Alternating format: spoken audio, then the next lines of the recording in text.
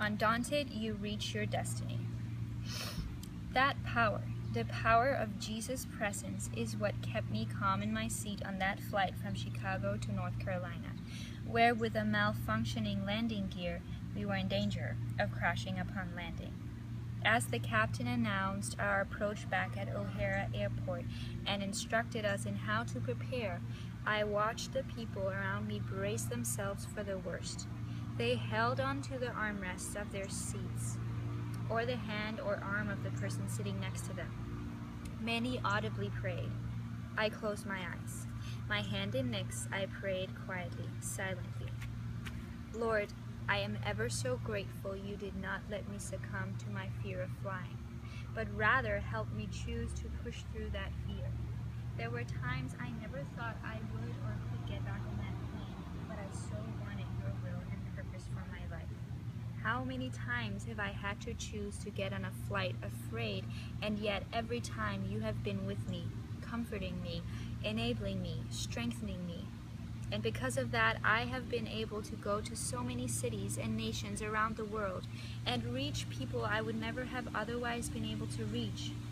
I thought of God's promise in 2 Timothy chapter 1, verse 7.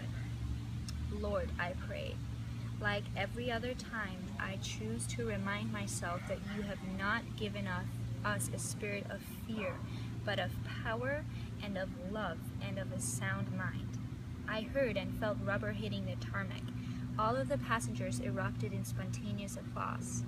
As we gradually decelerated down the long runway, we passed awaiting police cars with sirens blasting, as well as fire trucks, ambulances, and ground personnel. Yet we landed without incident, and within minutes, the door of the plane was opening. Light streamed in.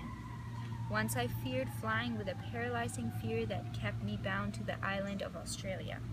But because Jesus calmed my fears as he did with Peter in the storm while walking on the water, the very thing I once feared has become my vehicle to minister to others in darkness, to go and do likewise. We live in a dark world. Rain falls. Storms come. Lightning strikes. Your life can shatter. The roof can fall in. You can be damaged. As long as you live, you will have something to lose. Little pieces of yourself, the people you love, the life choices you cherish.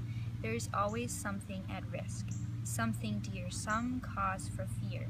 We can choose to surrender to that fear and let it rule our lives, or we can surrender to Christ all of those things we love and fear to lose, and then live fearlessly, undaunted.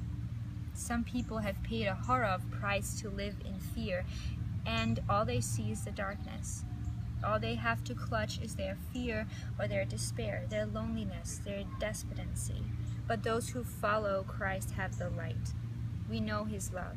We have hope. We can bring the news of his grace, of change. Do you love me? Jesus asks.